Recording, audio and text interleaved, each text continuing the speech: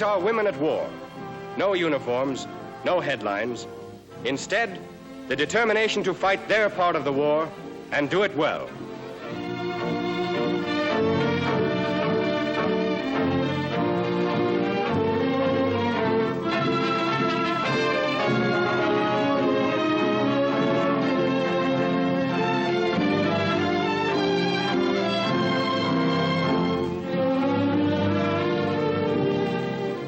The work at Aberdeen must be done, and today it is 100-fold more important than ever before. For years, Army Ordnance Engineers have maintained a large civilian staff of trained testing experts to help them perform the countless and exacting tests to which must be subjected every single piece of the list of Army Ordnance equipment now growing so rapidly. Together, these Ordnance Engineers and their staffs have developed the gunpowder, the cartridges, the shells, the guns, the carriers for those guns, and every kind of tank. The hundreds of weapons with which our troops are fighting today.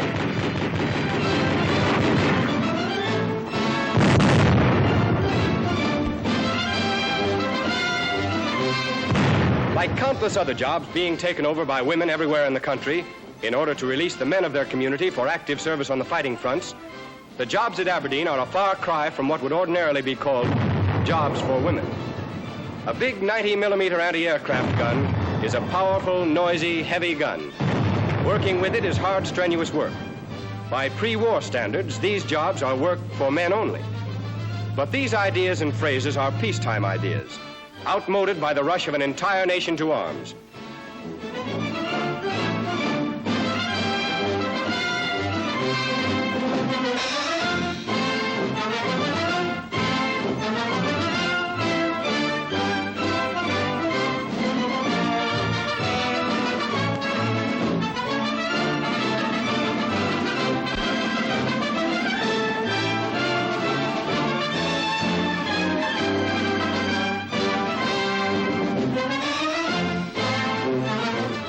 Women at war, slowly learning mastery over involved and technical phases of their work, setting up and firing the intricate guns, trial elevation shooting through complicated forward area sights, determining range errors on each gun, recording highly mathematical ballistic data for the ordnance officers to study.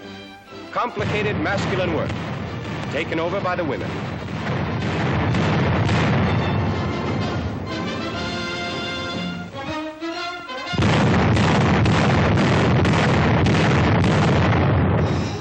Until now, these guns and tanks have been man's domain alone. Until now, that is.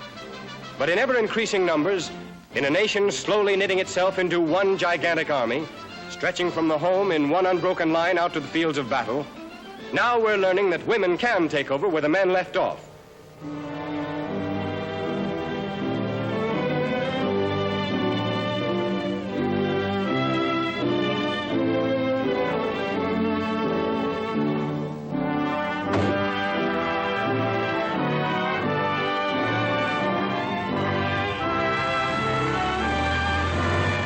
Now, in time of war, each woman and a man's job means one more fighter at the front to shoot the better guns, to drive the improved tanks developed by Aberdeen's endless testing. And so in doing thus, these sturdy women are doing double service, women at Aberdeen, women at war.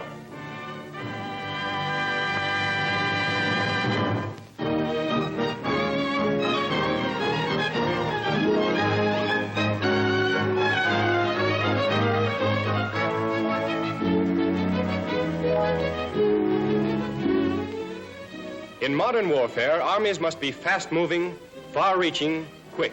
There are many units geared to meet the demands of instant mobility. And so the Quartermaster Corps of our Army has put into the field this unusual unit, important to the fighting strength of every soldier in our Army. It makes bread. It's a bakery. Like the fighters at the front, the soldiers of this mobile bakery unit have their own sort of weapon, too. They're mixers, ovens, bins. Their job in our Army's drive toward victory. For bread is one of the essentials of our fighting men.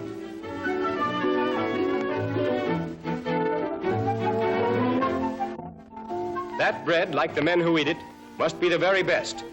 And so into Uncle Sam's bread go only the finest ingredients, selected carefully in the markets, transported quickly, and always measured exactly according to tested formulas. The flour is the finest flour made, enriched flour, into which have been added the vitamins and minerals which 40% of our civilian population get. Refined sugar, the finest salt, the best yeast, only top-notch ingredients for our fighters.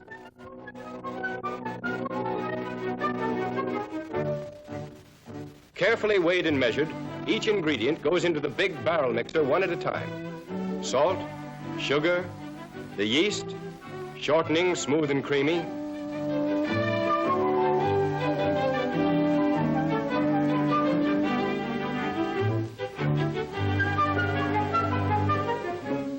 and water, carefully purified and tested.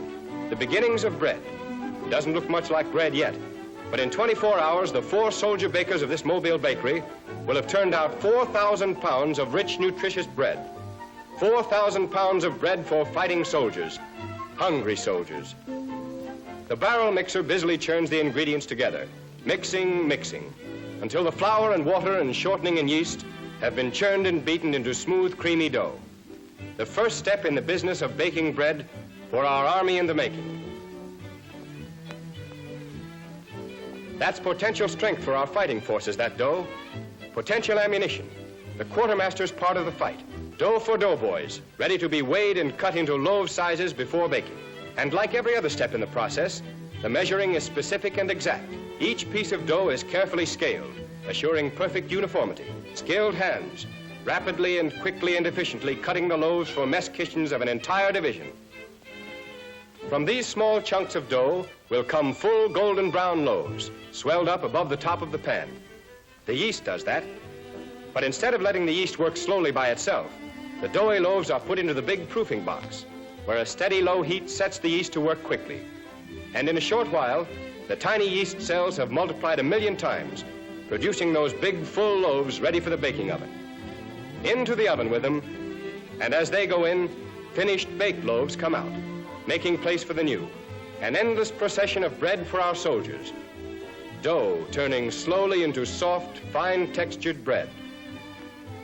The big oven turns out 4 golden brown loaves every 15 seconds, 16 a minute, 960 an hour, 22,000 in a day. Slowly they revolve in the prescribed heat of the oven.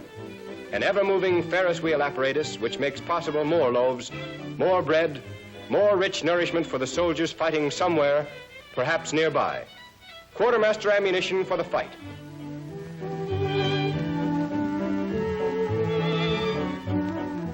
And when the loaves have been thoroughly browned, they must be allowed to cool before distribution to the troops. And so, one batch after another, they're placed on racks, cooling in the open air, waiting to be sent to the soldiers on the battle line. Bread, eaten and forgotten in a hurry, but like so much else in our army in the making, inconspicuous testimony to the care and patience of the men behind the front who provide those soldiers with the best and most efficient supplies and ammunition possibly available. Bread, packed in boxes, 1 for each kitchen unit, enough to supply an entire army division for 1 meal. And yet, the work of just 4 men, and the efficiency of the Mobile bakery. Bread, delivered to the soldiers fresh and soft and tasty. Another quartermaster contribution to our army in the making.